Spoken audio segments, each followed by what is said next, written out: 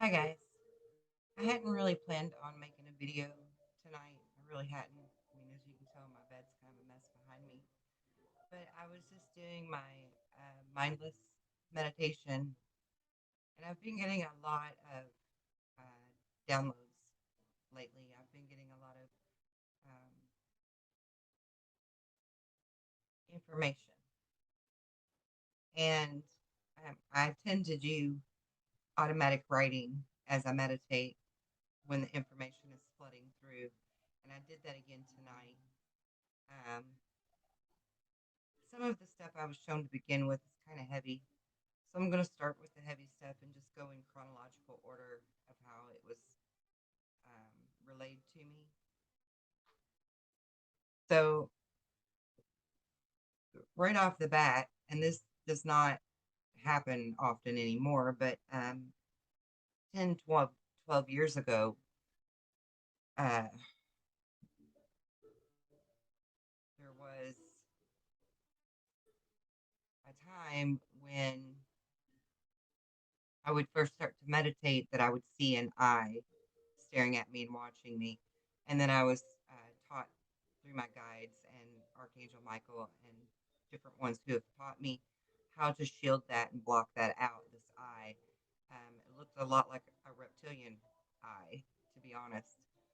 Um, and it would, you know, be peering into what I was doing and watching my meditation and watching my practices um, as I developed.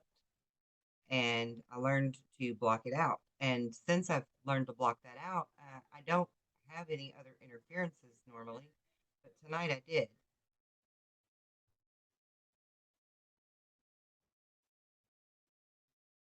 So tonight, I very vividly saw someone trying to remote view me, like an actual person.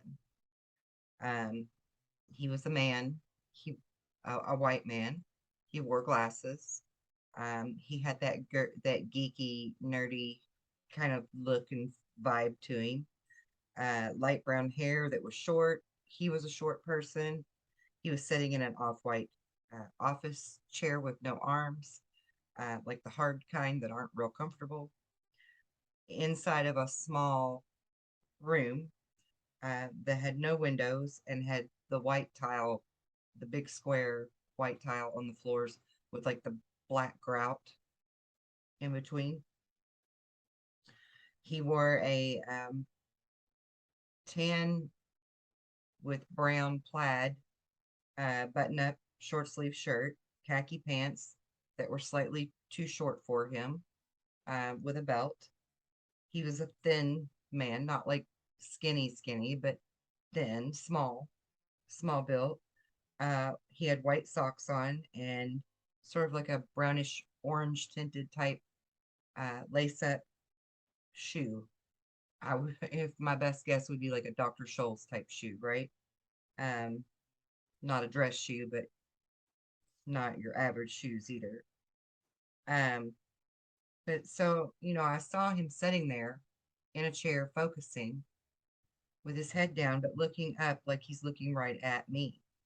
Um, and I would push him out and think nothing of it, and he would be back. And I would push him out, I would think nothing of it, and he would be back because I was just focusing on the sound of the dryer to do my mindless meditation. You just kind of focus on sound and block everything out. This man kept popping in and annoying me, basically. Um, but I quickly came to realize that he's actually watching me. He's remote viewing me. And so I shielded him um, with ease, actually. Matter of fact, I shielded him with such ease that as I'm remote viewing him, um, I'm seeing him kind of frozen in shock by how easily I just blocked him out. And the only thing he could see then was me seeing him. He seemed quite perplexed by that. So I kind of left him in a state of like frozen confusion because he was absolutely blocked that easy. Once I realized that, I was being watched. First, I just thought it was my own mind messing with me for a minute. But you can easily discern between the two once you're well versed at meditation and remote viewing, astral projecting, all of that. So immediately, as soon as I brought my focus back inward and to the sound of the dryer and was in a completely private space, if you will, then things were shown to me in quite rapid succession. And I already knew ahead of time I needed to grab my paper and my pen. So it was on my lap, waiting in case the automatic writing began. I always sort of, listen to my intuition on that before I go to meditate so that I know if I need the pen and paper or not. That's actually how I've helped crack some cases that I've worked with different officials on. So I was quickly shown a number of things, and like I said at the beginning, some of it was kind of heavy. I mean, I'm sure that all of my fellow patriot people will appreciate what I saw. I'm not sure why I saw it because I haven't even been doing any research or digging like I normally would for about, well, pretty much since, Corona happened. I dug on one specific thing, right? And left the rest of it. But I was shown this man named Bill. It's very popular and not in a favorable way. And is, the end of that would be Gates. I saw him sitting in the chair of electricity, if you know what I'm saying. And, being dealt with. I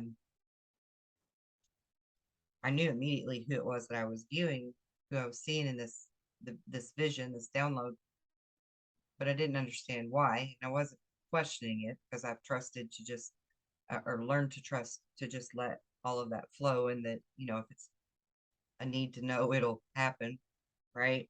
So then I was shown that he actually has a very vast amount of knowledge on how to access and utilize his own psychic powers, like in a big way. And that he actually took Tesla's technology that was supposed to connect us on each end of the world so that we could communicate freely with each other. Tesla discovered that technology, or was shown that technology, and it was never utilized for good, but he actually took it and ran with it for what we know as the World Wide Web, to actually change the outcome that they've known of for a long time now, that would be the funneling down of the two timelines. And it's interesting that I was shown all of this because I did just do a video on the timelines funneling down a few days ago. So I was shown that he knew about Project Looking Glass and Yellow Book and Black Cube, and the outcome, the inevitable outcome that it kept showing, where nothing they were going to try to do was going to change this outcome. And they still thought, we're going to outsmart this and we're going to win. And I will give props to what I was shown here because it was very intellectual, albeit for nefarious reasons, very highly intellectual. He utilized his own understanding of his psychic abilities and coupled it with his understanding of the internet and those waves. And he was trying to stop all of you from waking up to your full potential and your full power by funneling all of this information through the World Wide Web of majority lies, um, to keep you busy, to keep you drawn in, whether it be through fear or gaming or, you know, porn or whatever it is that sucks you in to your, being glued to your phone or being glued to your computer or being glued to your TVs, your cable and your satellite TV programs. Because it's all programming, right? It's all programming. And I've known this, and you've probably known this, but I was shown that he saw this. He saw this vision of creating this web, this entanglement, where he was trying to um, hijack the quantum field of people and get in your mind and control your thoughts. And I've been doing research on evidence to prove that our certain alphabet agencies know how to affect your thoughts and make you think they're your thoughts. So I'm actually, all of this is like falling in line for me.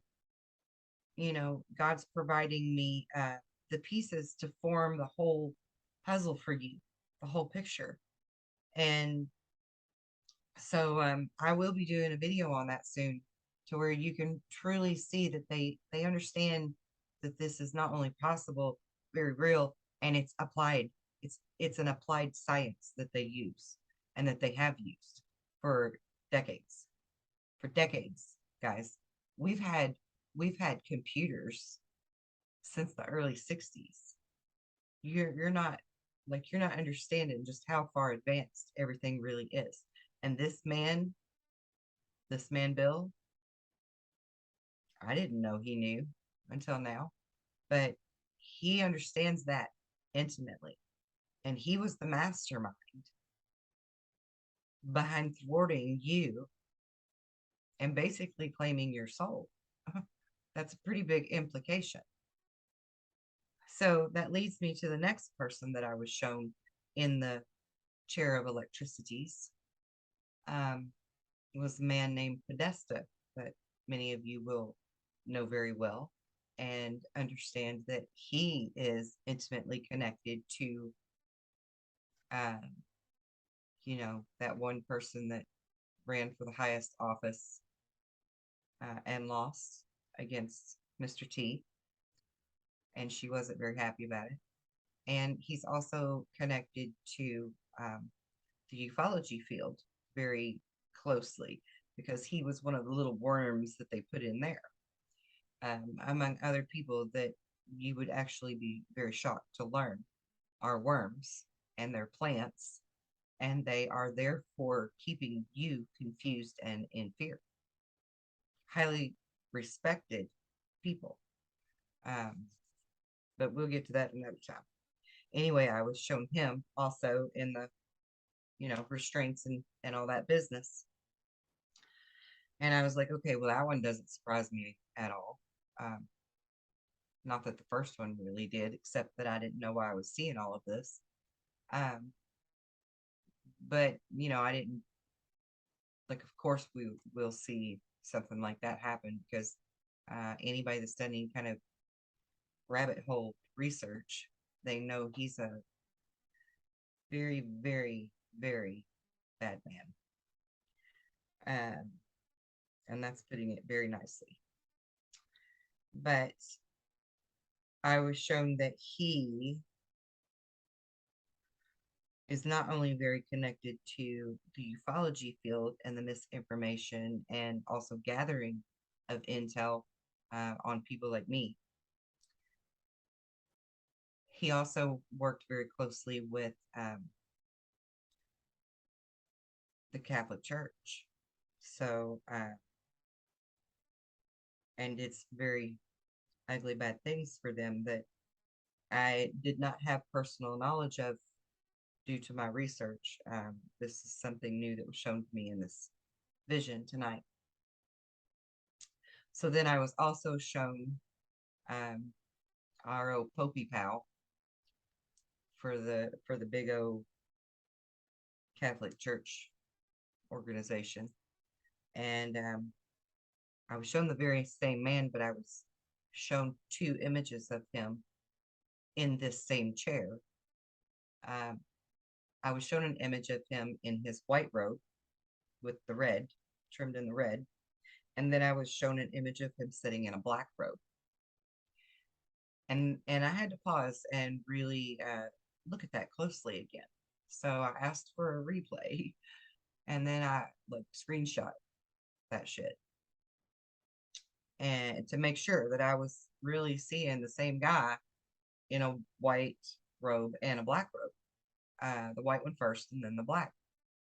And yes, I was actually shown both. So then in my mind, I'm questioning, what's the deal with this black robe, right? And very clearly, I was told, Black Pope, he's both. And again, this is not personal knowledge that I have from my own research. So I did not know that. I knew that there was a such thing as a Black Pope, but and that he's the one that really does the behind the scenes stuff, so to speak. The majority of it, like he's in control of it. Not the other guy that's sitting on the pedestal out there letting people kiss his damn ring. But yeah, see my own emotions and opinions of them folks kind of gets me sidetracked. So my apologies for that. Uh, anyway, I was shown the white robe, the black robe. Why the black robe? Very loudly, Black Pope. Okay, he's both. Oh, he's both, right? Then it hits me. Oh, he's both. Oh, okay. So that's why I always felt such a deep, dark energy off of him, is because he truly is deep and dark, and possibly even a Gemini, because he's able to be, both, play both roles, wear both hats. And I don't know his date of birth either, so I have no clue what his zodiac sign is. I just know that just came to me because, he is wearing two hats, and Geminis are, that's Gemini, right? Anyway, moving on. I was very clearly told to tell you to be aware and to take heed of what you view, what you listen to, and what you consume in every form of the word. Be aware of it by way of how it makes you feel. Do a check-in with yourself and do it often. And I'll cover what that means in a little bit. So then after I was told that, I was shown a front of a piano, or the keys on a piano. I was shown that part of a big beautiful piano. I would guess a baby grand. It was that style. But I was just seeing like the front panel and the keys and a portion of the legs. But a lovely black lacquer piano. And then I, could see someone's hands playing this piano. I could see their white cuffs. They had cufflinks, black jacket over top. My attention went up their arms and toward their head to identify them. And this particular person was Elton John. So I'm like, okay, this just took a weird turn. Didn't expect to see Elton John, by no means. And then I was shown, because again, I'm thinking, okay, Spirit, why am I seeing Elton John? Let's see this. Let me understand this, because I'm kind of impatient. I want things now. Spirit is teaching me daily to learn patience. But anyway, that's beside the point. I was shown him, and then I'm like, okay, come on, what's this about? Why did we take this turn? And then I was shown, Queen Evil, is what I call her, the one that just died, Lizbeth. But so shown that he worked very intimately with her, um, as far as the precious little people of our world that are so innocent and pure are concerned. And was a big, he was an instrumental piece of funneling, is what I was told. Okay, that was the word that was used, funneling. And then I flashed to an underground tunnel and I saw Samuel L. Jackson. And then I was told he works with the underground. Now, my immediate impression of that, because I was just looking something up on Twitter the other day about the underground, because I was trying to find that one man that did the documentary who helps work with the underground stuff, to save, rescue little people. And I couldn't remember his name. Think it's got, I think his last name is Cruz, but I couldn't think of his name, so I was trying to like search for him from his term, but still didn't have any luck. But anyway, I was shown Samuel L. Jackson for whatever reason, and that he works with the underground. So in my mind, immediately I'm thinking, like my logical mind, that's trying to piece the puzzle together that I'm being shown ahead of time, rather than that trusting it, letting it play out, just write it on the paper side of me, because my analytical side and my intuitive side tend to have some battles sometimes, like everybody. Um, Particularly when I'm being shown information, because I'm a fierce researcher. So it's very hard for me to just sit there patiently watch it play out and be told to me, rather than get the information myself. Um, needless to say, I'm not very good at letting people help me with things either. But anyway, I digress. So I was told, he works for underground, and instinctively I'm thinking, like for the good guys, right? It's got to be for the good guys. And then I very clearly heard this voice say, well, but he works for both sides.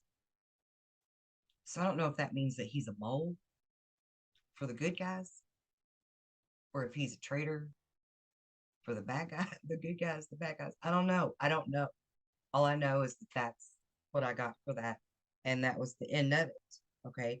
Because the next image that I was shown was of a cross. And I drew, I'm going to show you my rudimentary drawing down here at the bottom. Please don't make fun of me, because I'm no artist.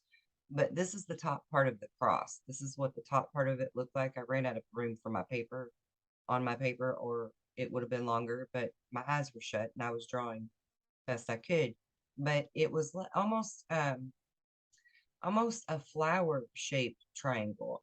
It had a roundness to each corner, almost if you drew a three berries, right? Or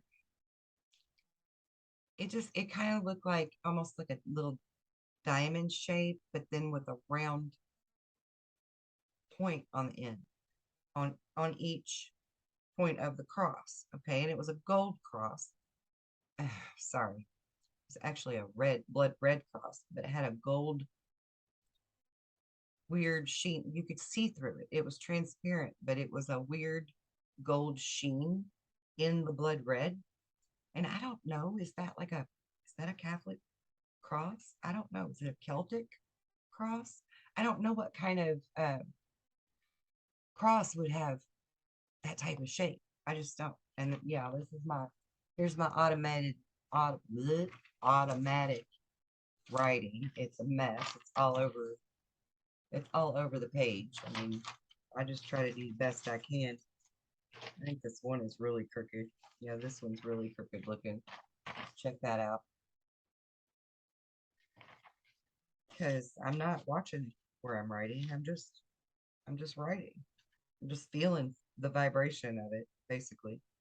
Um, so yeah, I was shown that cross and given this message. I was shown that cross and I was given this message that says the church will burn for their evil sins. That's a pretty freaking powerful statement, guys. I mean, that's powerful. And I'm talking, this cross was like transparent blood red, like blood red, but you could see through it, and it had this strange gold iridescence to it. And I don't know what any of that means, but I know that colors and everything have a symbology to them. So I'm definitely gonna look all that up. I mean, I know what the red means, but I don't understand the gold sheen in it. And I don't understand the shape that I was shown either, because I personally have never seen that shape on a cross. It looked pretty damn fancy, really. It kind of ominous, to be honest. It felt ominous. It felt heavy. So I don't know what church was being referred to, but I mean, assumptions could definitely point back to the Catholic Church, because I was being shown things about Mr. Popey Pope, right? So then, okay, then I just tried to clear my mind, once again, in hopes of getting some clarity for the cross that I was just shown. But instead of getting clarity for that, um, the next thing that I was told was actually some personal stuff, and I'm just going to share it with you, just to show you that this is all like a legit um, vision that I was given during meditation. Um, with there's no agenda here. I know a lot of people are naysayers and stuff about different things. So I'm full transparency, right? Chronological order. This is how it got wrote down. This is what I'm going to tell you. So I was told that not eating is sometimes good for me. And like, that's an important thing for me to know, not because I have an eating disorder, but because I have a blood sugar disorder, um, where I have chronic low blood sugar. It's called hypoglycemia. It's like the opposite of diabetes. Um, so my blood sugar tanks, and when it tanks, it's almost like I've had a stroke. Like, my speech is slurred, I'm dizzy, my vision's blurred, can't speak right. Oh, that's slurred. I get shaky real bad. I'm weak. I'm lethargic, and if I go to sleep, it's over. If I don't eat and I decide to lay down and sleep instead, my blood sugar can completely bottom out, and I would go into a sugar coma. So for me, food is always on my mind. Like, my whole day, every day, revolves around, do I have my peanut butter crackers? Am I going to have my cup of orange juice with me? So on and so forth. Things that naturally raise my blood sugar level and keep me from, you know, acting stupid and like I've had a stroke. So for me, food is a very big deal. I'm always thinking about food. And that has been on my mind a lot today, because I've been in and out of the house, visiting my mother in rehab. She just broke her back. God love her. She's 88, and she broke 3 vertebrae in her wrist a couple of weeks ago. And she just got moved to rehab. So, and I had to go, like, help her take care of business bills and things. So I was in and out of the house today. I did a lot of running, dragging the kids around with me, didn't really eat a lot. And, around 8 o'clock tonight, I remember thinking to myself, I actually did pretty good today for not really eating much, because I literally didn't eat all day long until 7 p.m. I was on the run and didn't eat it, but I didn't feel hungry. I just got over being sick, and I just really don't have an appetite. So I didn't think too much about it today. It's not like it was weighing heavily on me, but it was on my mind that at some point today I'm going to need to eat, because I've been sick and I'm going to end up dropping, right? So this message was personal to me, and I was told that not eating sometimes is good for me, that it is a necessary cleansing. It's a necessary way to ground. It's a necessary way for me to have clear thinking if I stay still, which, my spirit guide, my higher self, and God, even, well, even Archangel Michael, they know they have to be very blunt with me because it's not that I'm blind. I mean, I am dingy sometimes, but it's really more that I'm thick-headed. Like I don't I don't get things on the first go round because I'm thick-headed. My brothers I've got four brothers, and they used to always tell me I was very dense, and I didn't know what that meant. But I do now. I understand that I'm stubborn and thick-headed. So they speak to me very, very candidly, very frank. They need to, and I've given them permission to. I don't need no sugarcoating it and band-aids. I'm tough. I can take it. But yeah, clear thinking if I can sit still long enough. And all of that's true. All that's very true. And I guess in the back of my mind, I've always known that, but I've never been one to do fastings or cleansings or anything like that because all of those require no food, right? And, and I'm always thinking about how I need to have the food. Like I've got snacks in my purse, I've got snacks in my car, I've got snacks everywhere, I've got snacks in my office, right? Slash bedroom. But I have food like stashed everywhere in case I feel like I'm starting to tank. So I don't do those cleansings and fastings and things. I mean, it's great for people to do, and I know that they're very beneficial to most people. I've just never, thought it was a good idea for me. But I was told differently today. Excuse me. And yes, I drink out of jars, y'all. I'm from the country. I don't need no fancy glass. I like my jars. They catch your little drip if you dribble. The jar lid edge catches your dribble. I like that. Anyway, moving on.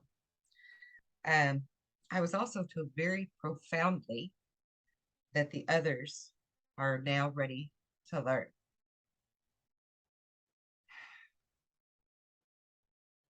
And guys, for me, that's so exciting because I'm going to get emotional because that's what I'm here to do. That's my mission.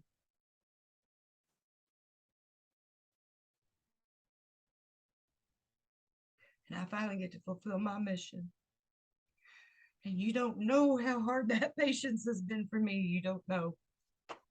Oh, so I'm so glad, so grateful that you're here, that we're all here for this moment. I'm so grateful, so freaking grateful. Because it's been really hard to sit on my hands and zip my face, not go full steam ahead like I wanted to do. You know, I was told to sit back and wait. They're not ready yet. And I knew that was right. But I wanted to do my job so bad that it was hard to wait. It's really hard. So yay for all of us. Yay. So yeah, I was told the others are ready to learn now. Uh, then I was shown how we are to move forward together, like in perfect order. And um, ironically, this just hit me.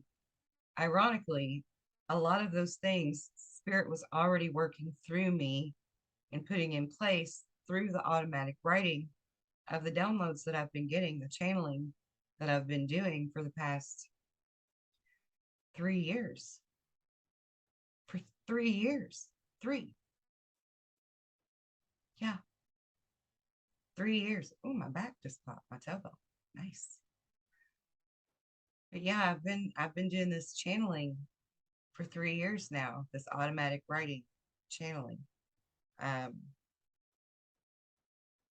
And everything that I was shown tonight in my vision was a lot of the material that I've collected that, was going to go into my book, which also got put on hold, interestingly enough. Um, but it's lessons. I was being channeled lessons, and then other lessons I was learning the hard way so that I could teach you the right way. And that's okay, because if I'm the one person that has to sacrifice in order to save 10 of you, or 100 of you, or 1,000 of you, or 100,000 of you, doesn't matter to me the number.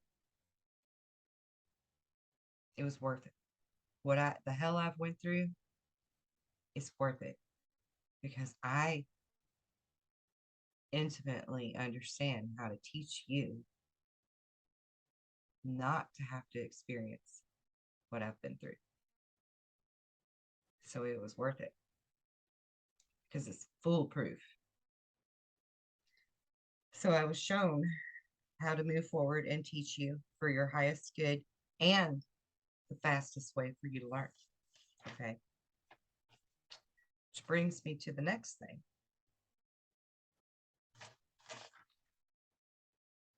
The very next thing. Set this paper out of the way. I don't want to lose my notes. If I get them out of order, I'll be screwed. We'll all be screwed. So, last night, see, I'm a dowser. I have dowsing rods. I have pendulums. I don't really use my pendulums very often. I prefer to play with my dowsing rods. They're more fun to me. Or my runes, my rune stones. So I don't really use my pendulums much. But last night, after meditation, I had a calling to get out my pendulums. And then this word came in my head, bovis. I was like, what the heck is a bovis? So I Googled it, like anybody else would when you don't know something. I researched it online.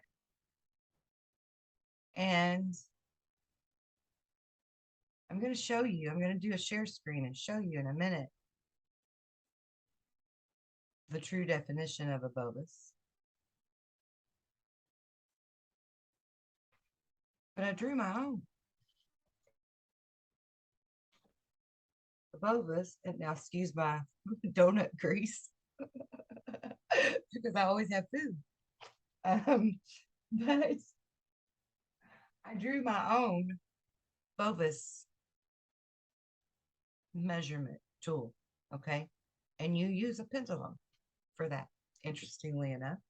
Now, a bovis is a way to measure the spiritual energy field.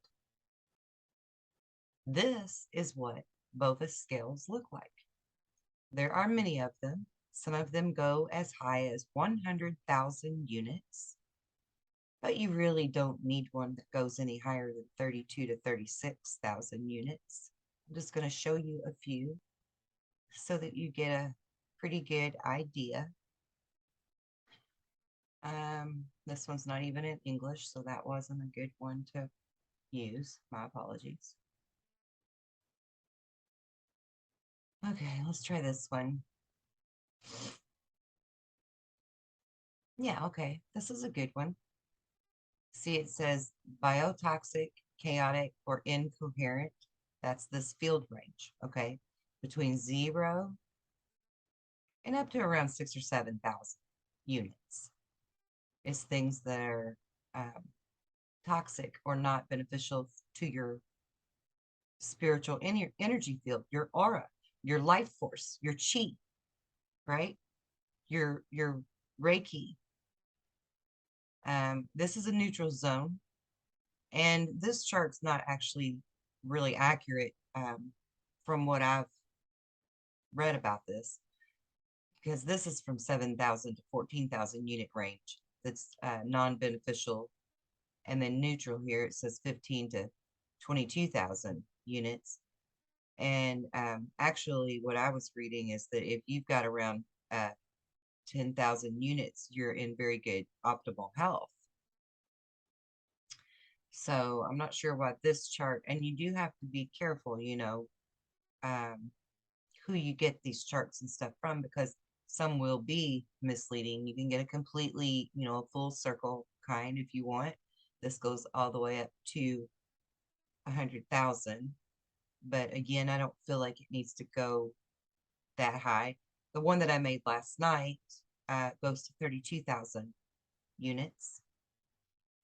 And now here, I want to show you the meaning, the true meaning of a Bovis, the values of a Bovis figure of 6,500 is considered neutral. Lower figures affect human energies negatively.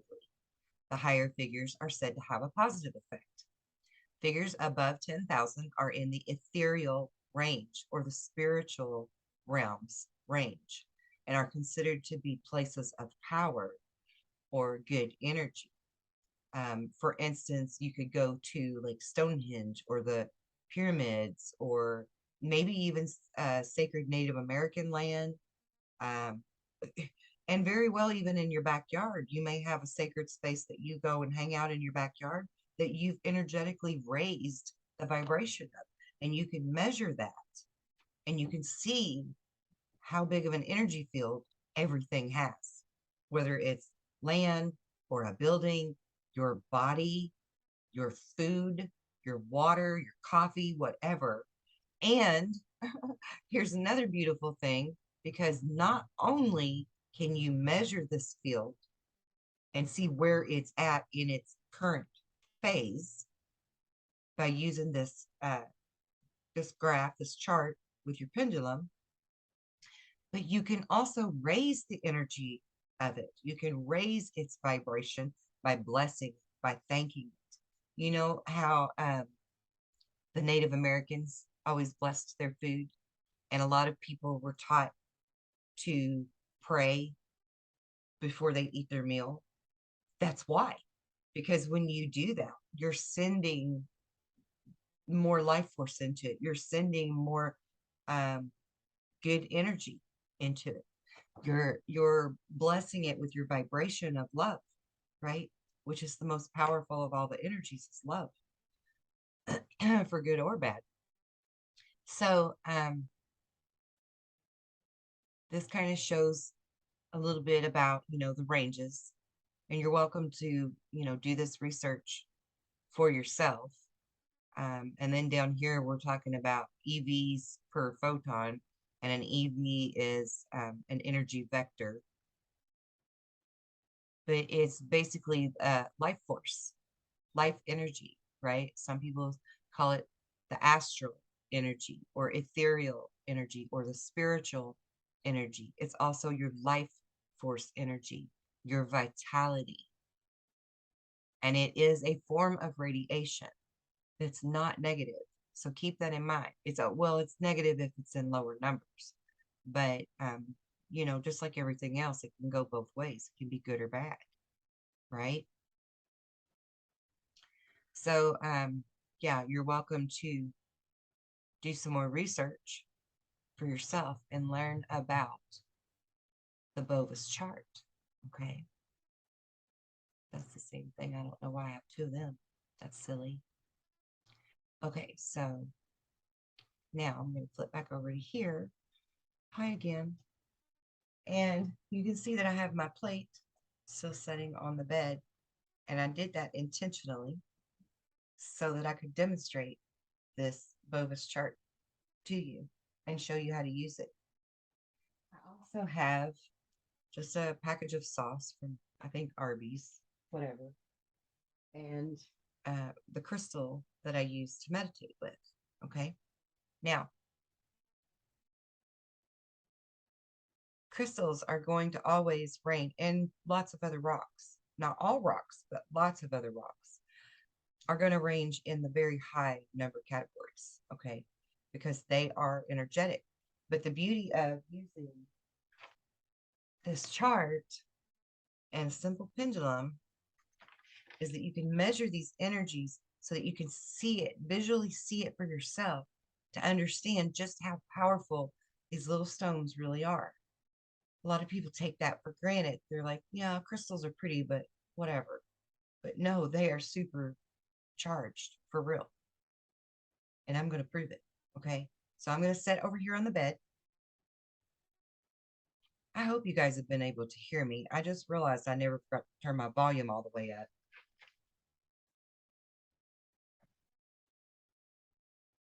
All right. So I'm going to hold my pendulum in my power hand, which is my right hand. And I'm going to hold the crystal in my left hand. Now, when you first start to use the chart, you want to give it a swing straight through that middle line. Go straight up through the top of it, just like that. See, I'm not moving my hand anymore. I'm just letting it swing. And I'm going to ask the pendulum to show me the energy level of the crystal. Okay, let me get my ball out of the way because it's bumping my chain. I don't like the interference. Here we go. Start again. Pendulum, spirit, please show me the energy measurement of the crystal.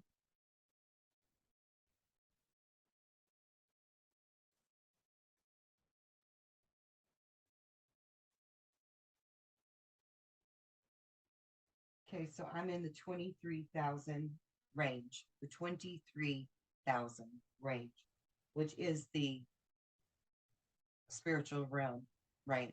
Okay, now I'm going to bless my crystal. I bless this crystal, and with great gratitude, I thank you for all that you do to assist me and guide me and help me to heal.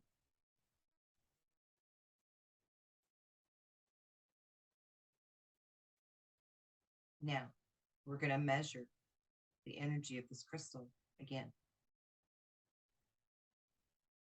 Spirit, please show me the energy level of the crystal.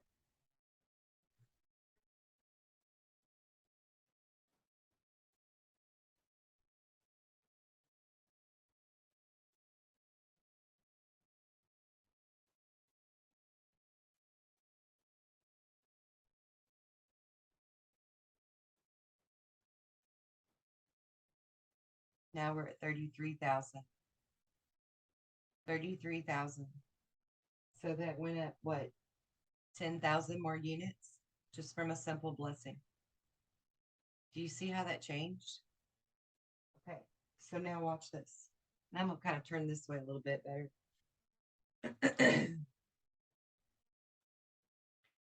Sauce packet from a fast food restaurant.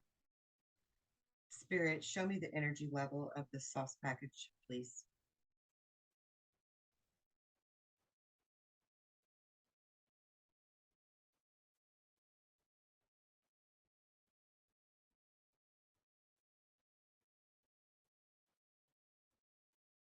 $2,000. 2,000. So that's in the negative health range. Okay. Now, I'm going to bless this package of sauce. I know that sounds ridiculous, but I am. And watch what happens. Spirit, dear God, I thank you very much for this food that will provide me the nutrition and the energy that I need. I thank you for the opportunity for choices of fast food restaurants. May it be healthy for me, and may I be able to pay it forward.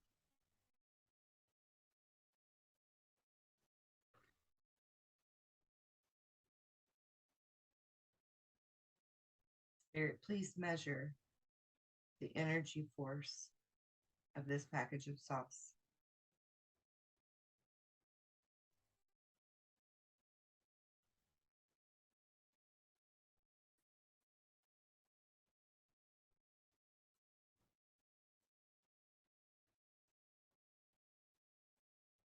$22,000 units. 22,000 units. It changed by 20,000 units from blessing it. And of course, that blessing was a little more sincere. So it jumped it up even more. Now, I already blessed my pancakes and my bacon before I ate it. And yes, I am one of those people that will eat pancakes and bacon at midnight, 11 o'clock, whatever it is. Don't judge me. Okay, so Spirit, please give me the energy level of the pancakes and bacon.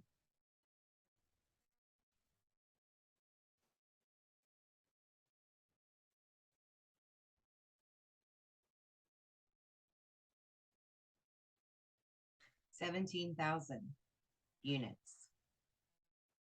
17,000 units. And that was what, 2 hours ago now, 3 hours ago that I made this food and I blessed it. And it's pancakes and bacon. But it was in the optimal health vitality range. Optimal health. So you see, it's not about what you're eating or what you're drinking, because I'm mainly drink tea and coffee. But I mean, I do have my water too, but I drink a lot of tea and coffee because I love that stuff.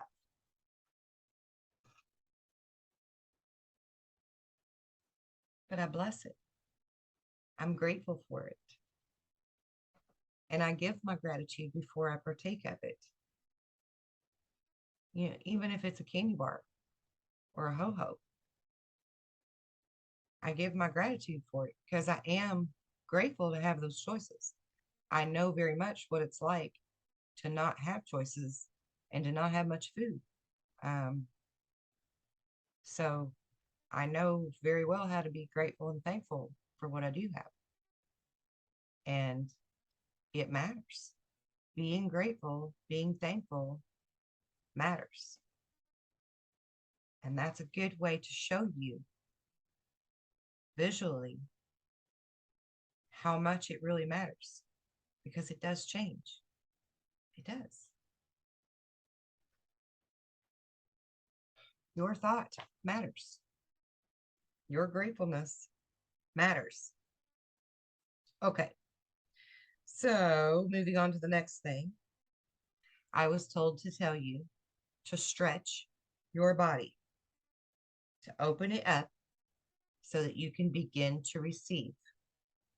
Receive what? The messages that are meant for you. The guidance to your requests, your desires of manifestation.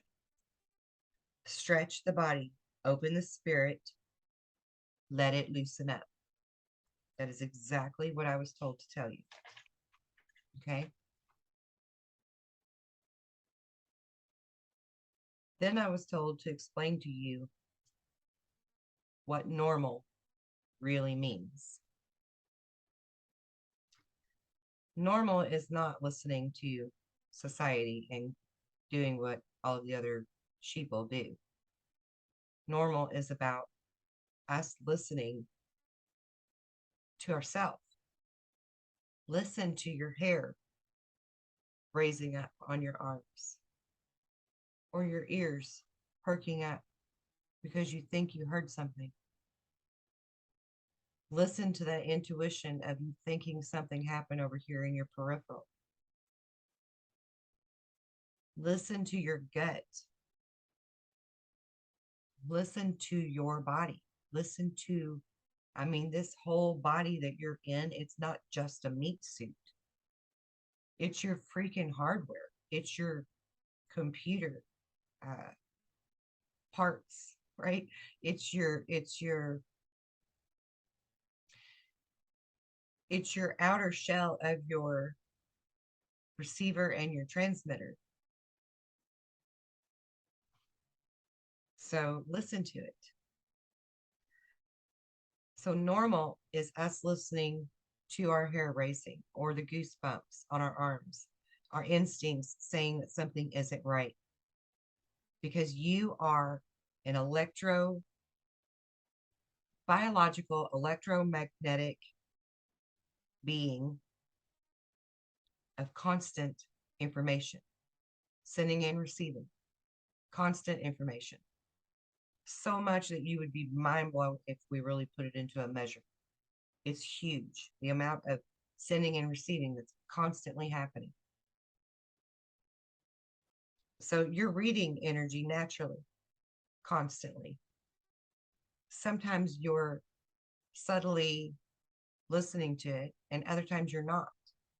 You've got a built-in program that naturally responds to everything in your environment. You just have to know to tune in on it and stop being on autopilot all the time. Because you've been taught that normal is to tune it out. And normal is really to tune in, inward. Okay, so you've hit autopilot so that the machine can do the bulk of the work while you basically just take a long nap. Spirit says you've become lazy spirits. Occasionally you pop back online with your logical left brain, your analytical side. You make some judgment calls. You tweak a few things out. You override the system. You ignore the warning signs, even if it's alarms that are going off. And then you go back to sleep like nothing ever happened. Spirit clearly showed me that you're no different than the young, cocky know-it-all that's a control freak, a micromanager of a supervisor, who, if he'd only listened to the rest of his team, he could have a very successful business that runs like a smooth, well-oiled machine. But he can't get out of his own way. His ego is in his way. So Spirit strongly asked me to ask you, can you get out of your own way? Or are you blocking yourself from all of the things that you want to manifest? We can blame outside forces all we want for not having the happy, content life that we wish for, but we're the ones that are blocking that. And I'm going to explain that to you in a moment. But first, I want to remind you that if your answer was yes, your ego or your bad attitude is in your way, you're blocking your own way. I don't want you to feel bad about that. I want you to understand that there's just still more for you to learn from this. Maybe you're a little bit thick-headed like me. Maybe you're kind of dense and you haven't really fully learned all of the lesson.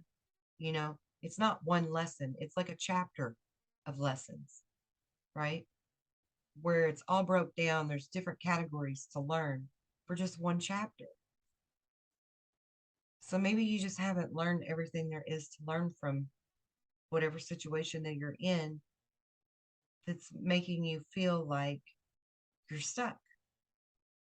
So really look inward and try to figure out where you can improve, where you could really see something with new eyes, a new perspective, and be honest with yourself about it. It's not like you're talking to anybody else and telling them, right? Just clearly look at it for you. So we ask ourselves which way to go, what to do, what choice is the right one. And we're told by the gurus that the answer lies within you. But how do we find it? How do we know? I mean, this was one of my questions. I didn't have a guru, and that was always one of my burning questions. How the hell am I supposed to look inward and find these damn answers? Where the freak are they at? Right? It drive me nuts. But much like when we watch a tarot reading, or when we listen to a friend give us advice, or even if we're listening to someone on TV that we deem wiser than us or whatever, if it isn't what we actually want to hear, we dismiss it and tune it out immediately. We don't even entertain the thought of it. And if it does resonate, if it does sound right, then we take it in, we absorb it, right? And that's what they tell us to listen for discernment. Does it resonate with us or not? Well, ego is in your way a lot of times. And you can say, well, yeah, that resonated with me because this is this. But was that propping your ego up is why it resonated? And how often is it resonating even when it isn't making you feel so proud of yourself? Because that's a resonance too. But that's the one that we're quick to turn off and dismiss when things agitate us, when they make us feel sick to our stomach, make us feel like we're going to throw up, make us feel like we need to run and retreat. Pause and ask yourself, why do I feel this way? Look at that carefully. Are you wanting to retreat and puke because it's just bad news bears? Or do you want to run and retreat and tuck your tail because you don't want to look at that truth? It's important you ask yourself that, and don't hate the messengers, because the messengers are the true definition of an angel. Angels are messengers of God. So if the messenger says something that made you feel uncomfortable, it was meant to happen. There's a lesson in it. There's something for you to gain and learn from it. So hit pause before you hit the eject button. Hit pause just for a minute. See how it makes you feel. That's how you use true discernment. You get the ego and the fear out of the way, and you look at it. You look at the wholehearted, hard, cold facts, and go from there. Pay attention to your body's responses. Did you tense up? Did you get butterflies? Did you feel sick? Did you feel excited? Did you confidently feel that it was wrong? And what made you so confident that it was wrong? Was that ego or was that spirit talking? Discern that. Listen to your body the same way we listen to advice, the same way we gauge the response to clearly know our answers. If you think that you want to tell someone that you love them, but the words just don't come out, or the right timing or the right opportunity just never really presents itself, that is your sign. That is God putting the roadblock there and the kibosh on it and being like, don't say that. Not the right time, not the right person, something. Pay attention to those things. Pay attention. Regardless what's trying to be said, it doesn't have to be I love you. You could be wanting to share something intimate with someone or something really cool that you just found out about, just learned. But listen to your instincts and your vibes and stuff. If it doesn't feel like it's coming out organically, it's not meant to be. At least not for that moment. Something in that moment isn't right. And the signs are trying to show you that it's not right. Like back to the tarot readings. If we're listening to a tarot reading, if you know how to put ego out of the way and clearly listen to your body with the reading, even if they have the energies reversed and messed up, you still know where it's going. Like if this is your story, you know that this is your story, right? So if there's some lesson in that tarot reading for you, listen to that lesson, right?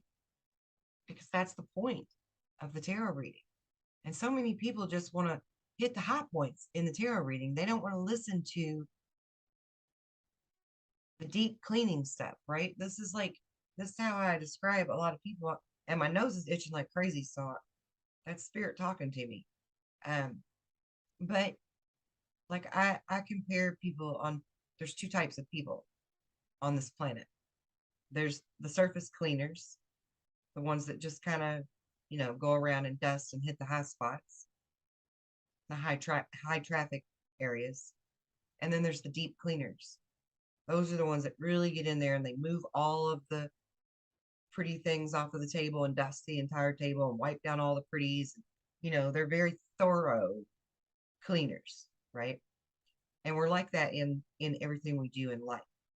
The way we involve ourselves in relationships, the way that we look at ourselves, the way that we apply ourselves to learning new things. We're only two types of people. We are either surface cleaners or we're deep cleaners, shallow or deep, right? Which one are you? Are you shallow when it comes to listening to your tarot readings or advice, or even yourself, your higher self trying to teach you so that you can have more happiness, more joy, more contentment, more satisfaction, more vibrance to life?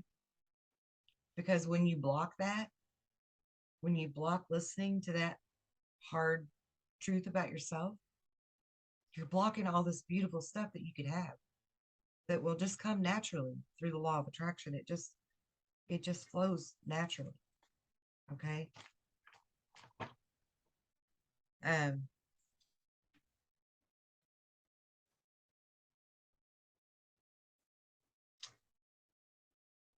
gotta pause a minute because I feel like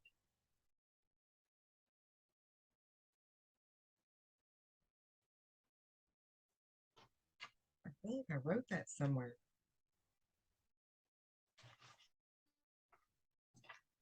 Okay. That's some deja vu shit or something. I'll find it maybe. Anyway, back to these notes. Let me see.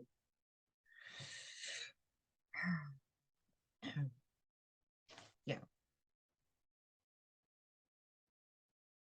Maybe it wasn't the right timing or the right opportunity for a reason. So pay attention to those signs. That's your feedback. And are you paying attention to the feedback that's built to help you? Or are you dismissing? So know thyself, truly know thyself. It's a very simple yet very deep and important, vital even terminology for you to understand if you should ever want to only make good, clear choices for yourself and truly live happily. So start tuning into your self data. Tune out the other noise, the opinions of others. We don't need the opinions of others.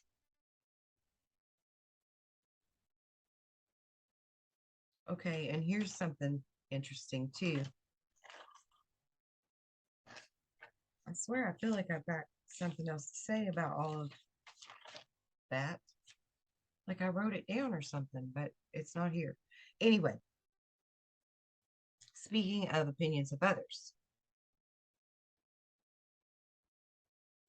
and this is going to kind of weirdly segue into shapeshifting and reptilians.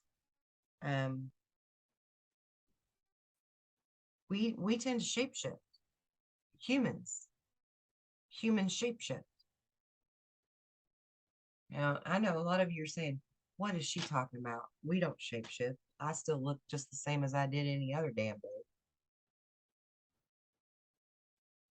But actually, honey, maybe you didn't. Maybe you don't. And maybe you just don't realize it on the surface. But deep inside, you're very aware that you do it. And here's how I'm going to tell you. I'll tell you why. So it's not science fiction technology. It's not woo-woo. It's very real biological fact. And it stems from your emotions. Your emotions are what control it. And I actually had this eureka moment watching a David Icke video about reptilians. And so that's why it's going to segue into that, because that's how I came to understand that we do it too. We do it too. We're shapeshifters. I mean, I already knew this, but I understood that it's emotion that does it, is what I'm getting at. So, okay, people say you're so much prettier when you smile, right? They tell people that all the time. Or you're just glowing. Like we tell pregnant ladies that you're just absolutely glowing, darling, right? Well, that's that inner happiness shining out, right? So that right in itself is evidence. It's factual evidence that you can morph, you can shapeshift into something different when you're happier because people take notice of the two, right? They notice the difference. You are so much prettier because of your smile, or you're positively glowing because you're so happy to be pregnant. You morphed, you shapeshifted, you were shining your inner light. We do it all the time. I'm doing it right now. I know I am. I'm not looking at me, but I know I am because I feel it. I feel my light. You feel your light. You also feel it when you dampen your light, right? When we're sitting around with resting bitch face, the long face, the frown, the resting bitch face. You can feel your energy lower. Try it right now. Do it as an exercise. Sit there and let your face drop. Feel your energy level drop. It just said, and your shields came down. Okay. Important to understand because your shields are your energy field, your aura that protects you, defends you, and keeps you on offense. Okay. When your shields are up, you're on offense. When your shields are down, you have to be more defensive. Things can bombard you, negative energies can attack you. So turn that frown upside down because it's a real thing. It's a very real thing. Turn it upside down, put your shields back up, raise your vibration level, let your little light shine, and be prettier. We all want to be prettier. We all want to feel like we're pretty to people. We all want to feel like we're a beautiful soul. We all want to feel like a happy soul, not just to others, but even to ourselves. So, what's the harm in doing this? Consciously doing it, thinking about it. Anytime you catch yourself in resting bitch face, turn it upside down. Who the hell cares if you got a reason to smile or not? It is scientifically proven to simply put a smile on your face changes your DNA, changes your energetic vibration, and changes your health status. Fact. Raises your immune system. You're healthier, happier, and more in harmony from just smiling, even if you cannot think of a reason to smile. Just smile. Just smile. It's good for you. Okay. Moving on. So we know this on a subconscious level, and we see people that have this, and we want what they have. We don't understand what they have. Why are they so happy?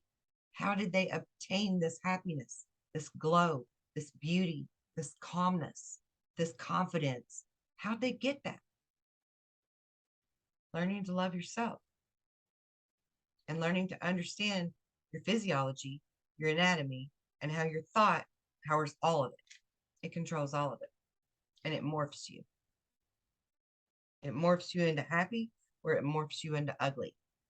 And I don't mean like you just look ugly. I mean you feel ugly. You feel icky. You feel heavy. You feel sad. You feel mad. You feel agitated. All those yucky, negative adjectives, right?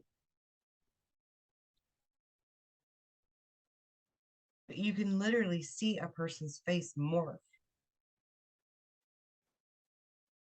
And it can morph because they're suddenly happy, suddenly emotional, suddenly angry. You see their face morph when they drink, if they're not a true person. Like, let's take an alcoholic, for example. An alcoholic will pretend to be one person and put on the good face, but really they're just so sad they just want to go drink and drown themselves in their booze. And so they morph, they change. And I mean, this is a fact that your face changes when you lower your energetic vibration, your emotional vibration. Um, Happy versus sad, angry, scared. I mean, we see it on people's faces. That's why we look at their faces, right? We're always reading that energy. We know that we're reading it. We just don't know why we're reading it. And we don't really understand the full concept of what's going on. They're morphing, they're transforming. Okay. So if you look at it from that perspective, then to say that, anything else can transform or morph is not too far fetched to understand. And I'll get to that in a minute, because it's all about your emotional energy and how well you can control it. And a lot of times, on a subconscious level, we know that people are going to be able to read our energy. So we do the poker face, right? Poker face. We put on a happy face. We put on a front. We hide behind the mask. The mask is whatever you're portraying out here on this face that isn't truly in resonance with how you're feeling inside, right? People are guilty of this every day. Sometimes it's necessary, other times it's not. Sometimes it can be detrimental to your health. Other times it can be very good for your health to protect you. I'm not saying it's good or bad. There's no polarity there. It's neutral. I'm not judging. I don't want you to judge. I want you to understand that this is a fundamental concept of our normal physiology, our normal behavior, our innate behavior and ability. One of our abilities, one of our gifts is to morph. Put the fake face on when we think we need it. Another ability we have is to read that energy. And if you understand reading energy, you see right through that mask. You see right through that farce. And it doesn't matter how masterful they are at putting on the mask, you can read right through that energy. I like to liken it to a lie detector or a bullshit detector. I can see your bullshit a mile away. I mean, that means I can see through your mask no matter how thick you think you have it shielded. Whether you're vulnerable or nefarious, I'm seeing it. That's part of being an empath.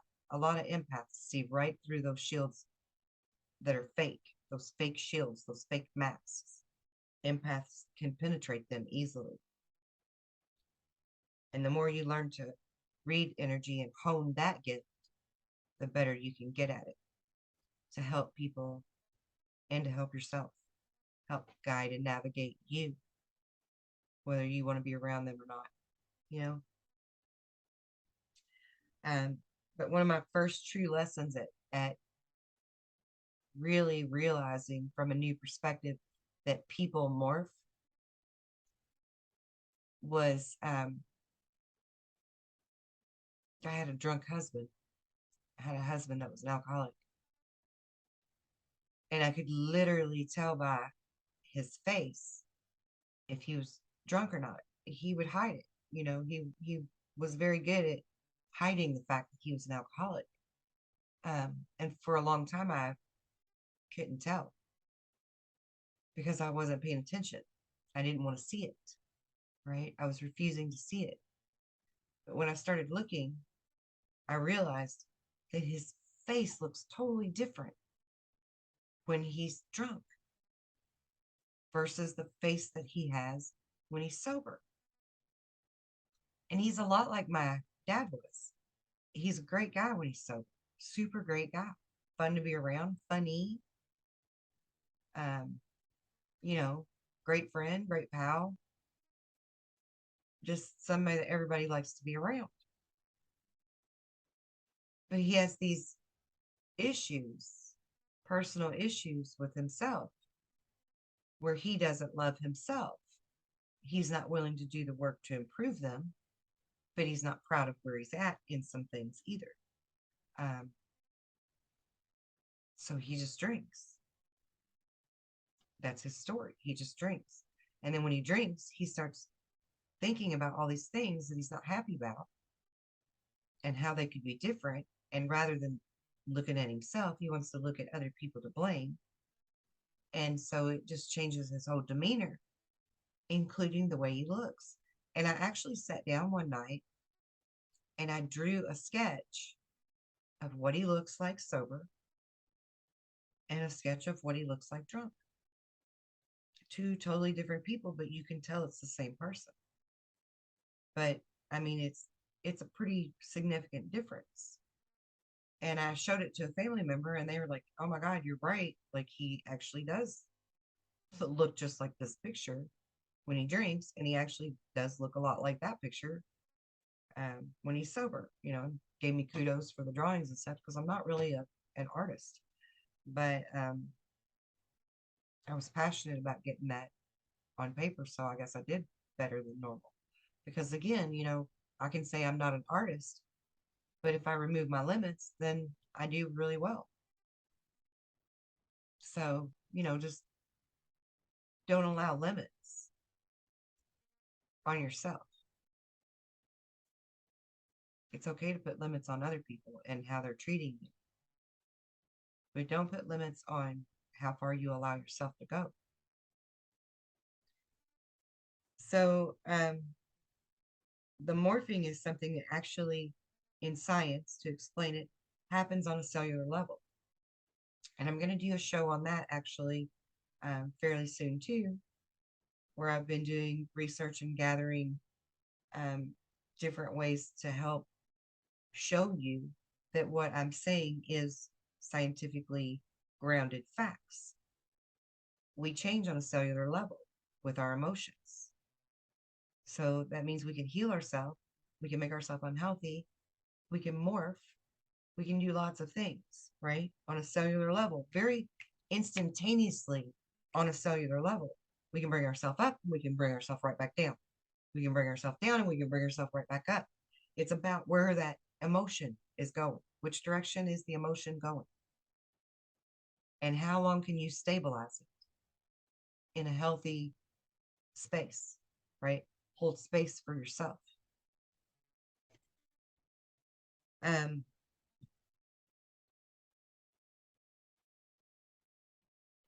So your emotions truly govern your command center and the status that you're in. The state of mind controls the state of matter. So what's above is so below. You understand? And we do morph and transform shapeshift when our thoughts change, much like reptilians do. I'm going to give you some more examples. Our ears tend to perk up to listen carefully, similar to the way the canine species or the horses or the cows would do. We're tuning them in. They physically move. I'm sure you've noticed your ears physically move and perk up. Lots of animals do it. Pigs, goats, elephants. It's not just canines. That was just my instinctive, first example. But this is part of our primal innate abilities. And we don't consciously think about it to make it happen. It's just part of our built-in programming. It's truly primal innate programming that's built in our DNA for us to use these different antennas, these different ways to gather data to make the best decision for our highest good. It's built into us. Society just teaches us not to listen to it so that they can tell you through their programming what's good for you.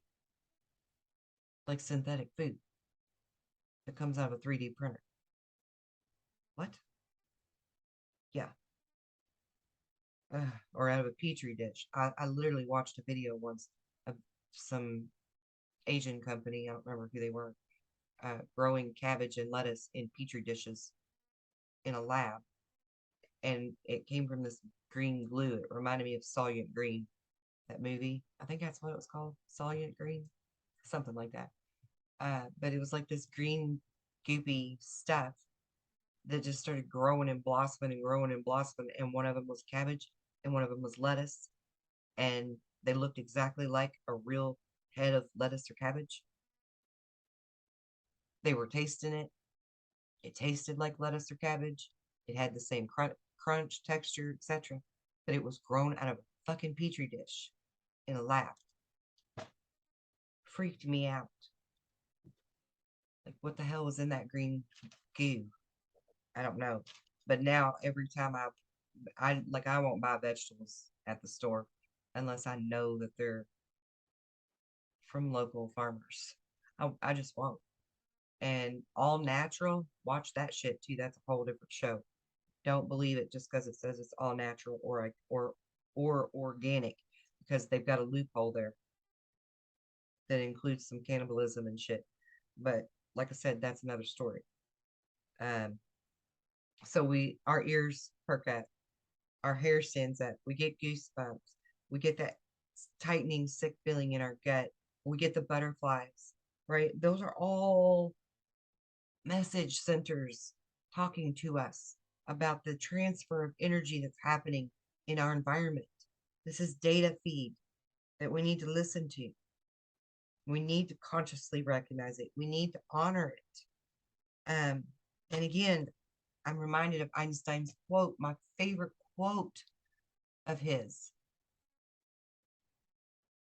The intuitive mind is a sacred gift, and the logical mind is its faithful servant, necessary.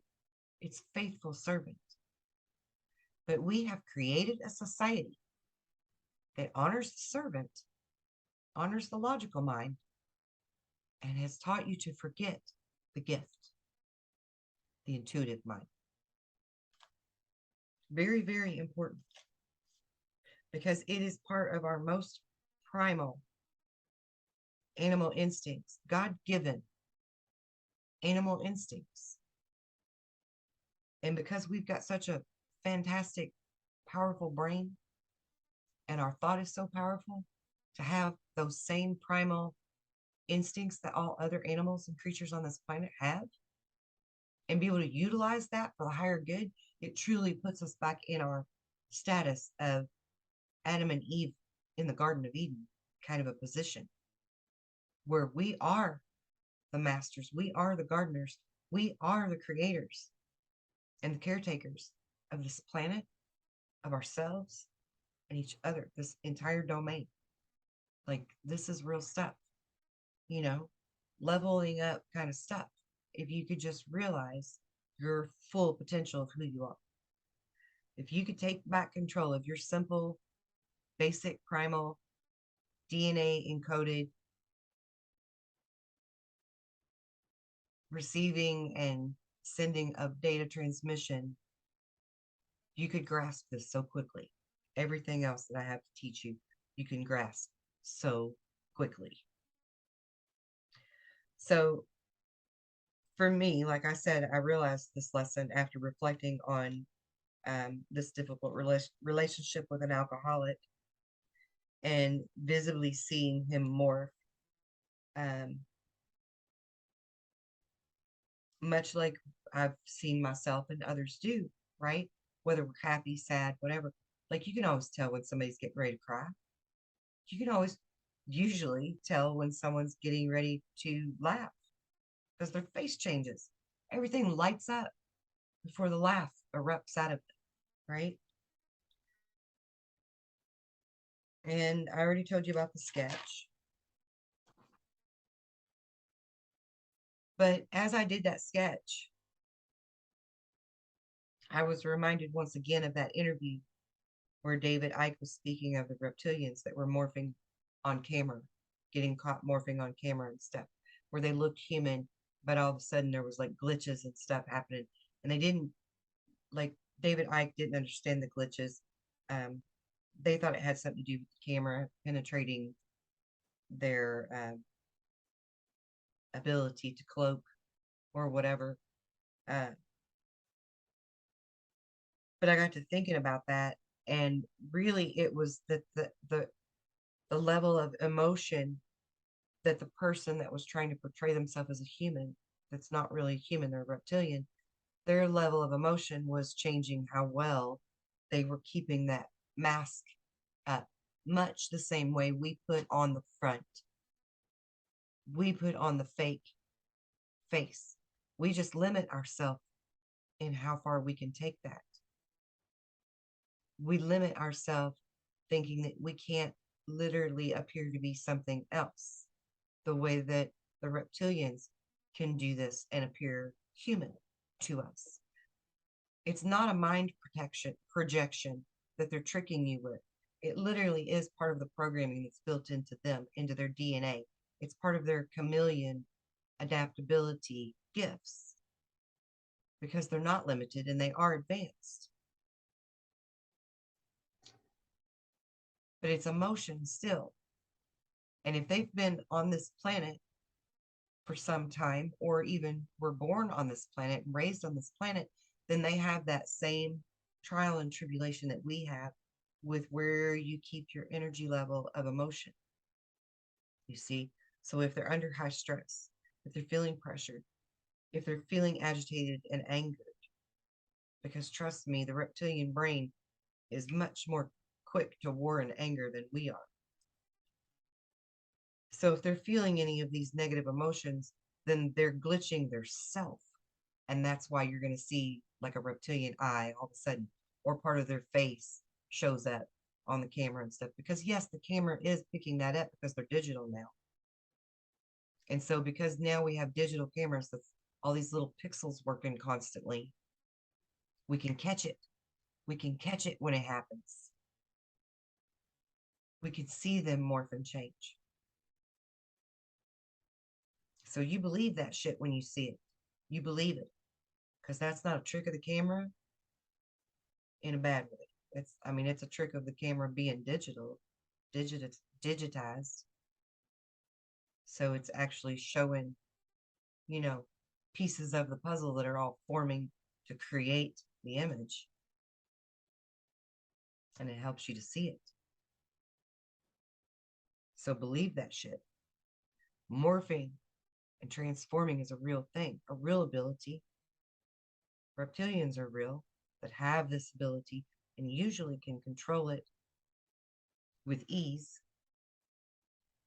without having to constantly think about it to keep it there, because they usually know how to keep their emotions where they need them to deceive you. But if we know the right things to do and say to agitate them, you can see who they are. But you too can morph and change and look like something else, pretend to be something else, like a chameleon, like an octopus.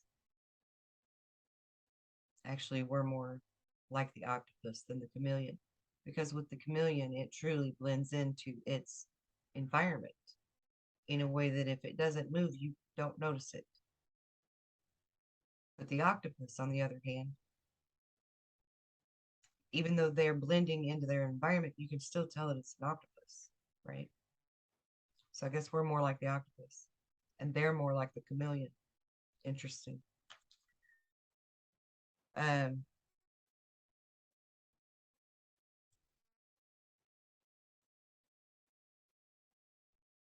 So anyway, as I was reminded of David Icke's talk, it really hit me that all of this is controlled by emotion, not some kind of fancy manufactured technology or some kind of mind control bullshit that they're using. It's not a device, it's an ability. It's a built-in ability. And we have it too. So on some level, you are aware that deceit needs to be masked. You're aware that you need to disguise it or hide it. And it is deceitful in any way that you slice it. Even if it's for your own protection, you're still being deceitful because you're pretending to be something else. You're putting the mask on, right? You're being deceitful. So it could be because you're a liar, a cheater, or a thief. It could also be because you're abused, confused, or being used. No judgment. Gray area, because we're only talking about the facts, folks. The scientific facts that you have this ability. No judgment. No duality. It's gray area. It's a fact, but it's gray area as far as morals go. Because sometimes it's necessary. Otherwise, we wouldn't have been given this ability. Sometimes it's necessary, right? It could save your life. Or it could ruin somebody else's. But either way you slice it, it's deceit. You're being deceitful for a purpose. Okay? So deceit is not a negative word. Just like this ability is not a negative ability. Deceit is neutral. Deceit is gray. Just like love. Love is in a gray area. Because sometimes love can be angry and vengeful, wrathful. But sometimes love can be beautiful and compassionate and generous.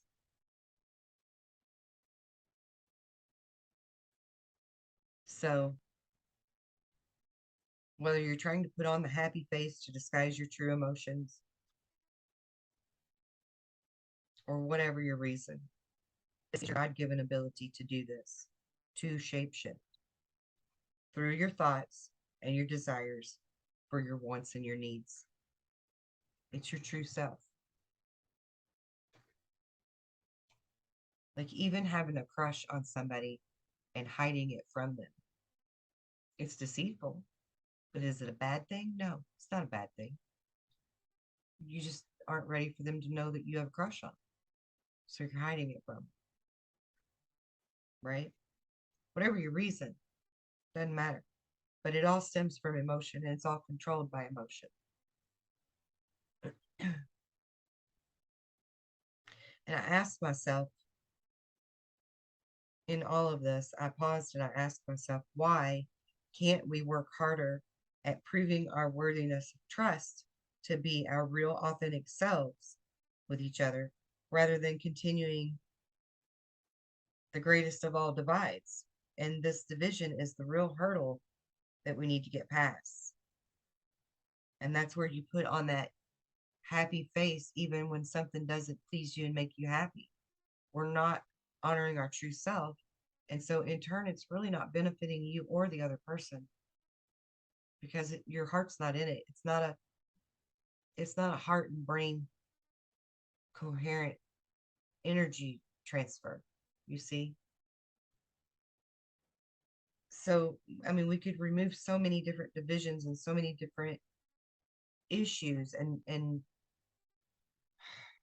problems that we have with each other if we were just honoring our own true feelings and emotions on a more regular basis. We have to understand and embrace and truly come together collectively now. So some of the ways that I wrote down that we could do this is to make eye contact with strangers, smile more, even if you're in the room by yourself, be kind, be courteous, be compassionate to your fellow man and to yourself. Be honest with yourself. Truly work on you until you're ready to do something different. Don't beat yourself up over it, but also don't blame the universe and don't blame the people around you for being in this situation still. Because again, it goes back to emotion and thought. And where do we limit ourselves? And if you want to shapeshift into something more positive and transforming, remove those shackles and listen to yourself and move forward in that faith that that can happen for you, that you can draw that in through the law of attraction. Um, Once you see where you have room to grow, then you can truly start to love yourself and be extremely proud of you, no matter where you're at on the ladder, because you can appreciate that where you're at is where you're meant to be. And it's what you're meant to learn right now in this moment, rather than beat yourself up over it or be upset with other people and disappointed in them. You're meant to be there to learn. If you weren't, you would be moving forward into something else. And that is your choice. I mean, I'm sorry, guys, but it is. A lot of people don't want to wrap their mind around that, but a lot of times we're in our own way. And I'm guilty of it too. I do the same thing. This is a daily thing that we have to put effort into. We have to consciously put effort into my vibration is going to be higher. I'm going to be my most true and authentic self I can be today. I'm going to put my best foot forward. And if I falter, I falter. And I'm still going to love myself. But tomorrow I'm going to try to do even better. Be patient, be kind, but be real with yourself and try to move forward and try to level up in your understanding of who you are so that you can better love you and better receive the blessings and the gifts in turn. Okay. Um, Real quick, back to the dowsing with the pendulum and the bogus chart. I just want to point out to you that you can talk to, people talk to their plants and sing to their plants and stuff, and you can go measure the energy of the plant and then talk to it or sing to it or whatever you do to bless it, and then measure the plant energy again, and I guarantee you it's going to be higher every time. Measure your energy of your yard, the rooms in your house. um, do a check-in, a daily check-in, a weekly check-in with your living space, um, your vehicle, your yard, the places you visit, the park, whatever, um, your space you meditate in. And then don't just do it the one time to see what the level of the energy is once. Bless it and test it again. And just a tidbit of information, if you're blessing food, please go ahead and eat the food so that you can partake of the blessing, because there is a residual effect where it will wear off and go back to its natural state of vibrational being. So keep that in mind. I want you to be one with nature again. Retrain your mind to know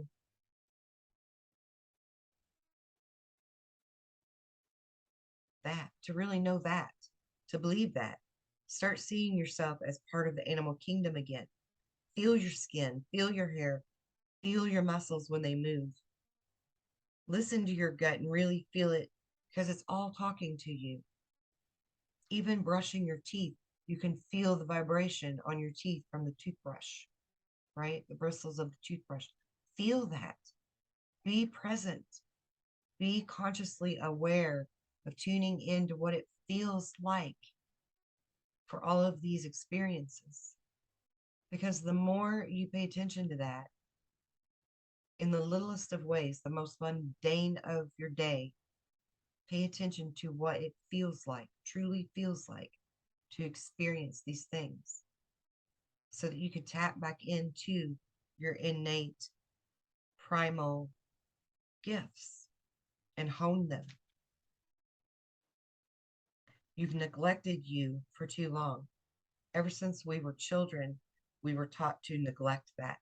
And even our parents neglected us in many different senses of the word, as far as, not honoring our wholeness, our fullness, and listening to society. But we can't blame them for following suit, no more than we can blame the teachers and the preachers and the leaders and such who have all misled us, because they all had a good intention, or most of them had a good intention for it. They thought they were doing right by us, but it's our time. It's up to us to be the ones to realize that this needs to change, and we need to go back to good. We need to go back to the tried and true ways of the indigenous, our ancient people, our elders, our ancestors. We've got to get back in touch with us and nature in order to truly grow and move forward in a harmonious way within ourselves and the outside world, with each other and everything. So choose to wake up to your senses. Choose to hear them speak to you. It's for your own beneficial health and well-being to choose you over the programming that we've all been subjected to, and very heavily, I might add.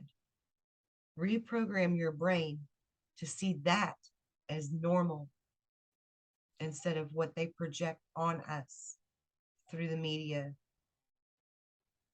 through education, politics, religions, what normal should look like. You know what normal should look like. The answers are within you. And your body resonates and tells you those answers all the time. So all you got to do is tune in and listen to them. And I really hope that this took the woo factor out of shape shifting to have this talk. Even though it wasn't part of the vision and stuff, it kind of fell into that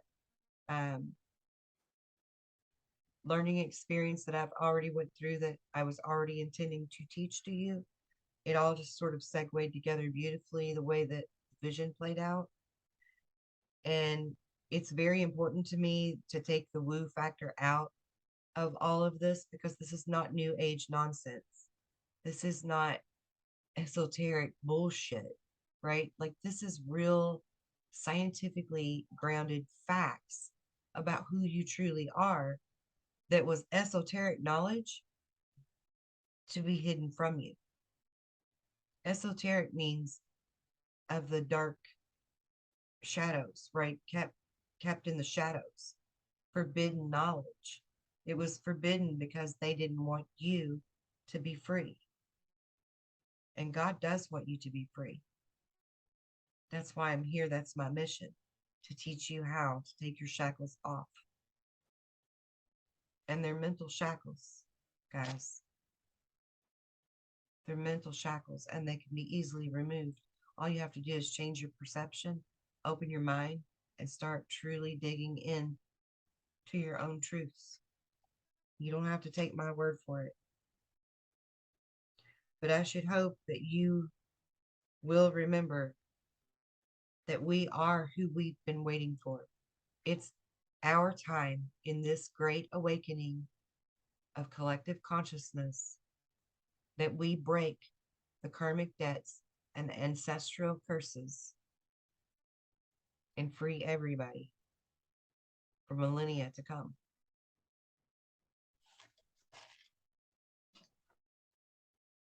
I truly look forward to working with you and empowering you and helping you to take your shackles off.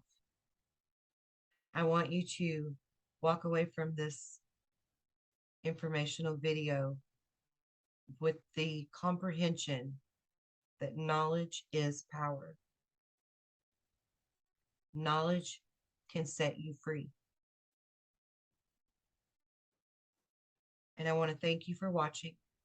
And I want to thank all of the people that have donated to help me keep this mission going. I am forever grateful for your assistance. For those of you who cannot donate, a simple way to assist in this mission and this goal that I'm trying to achieve and will achieve for God, just hit that like button hit that subscribe button, because the algorithms really tell the difference on that. I don't make any money. I don't need to make any money off of it. But you hitting that subscribe and that like button or that share button, that tells the AI algorithms that this is something that people want to see more of, so that we can reach the masses, and together we can change the world, and we will. All right, so again, I didn't plan on doing a video, but this was much needed to happen, clearly, and I don't backtalk God, so when I'm told to do something, I just do it. So if you were watching this, it was meant to reach you, and I'm very blessed to have you along with me. I'm so freaking excited to start teaching. Like, I'm so excited, you don't even know. So I will be back again soon with more videos. And until then, good night, be well, be blessed. In love and light, guys.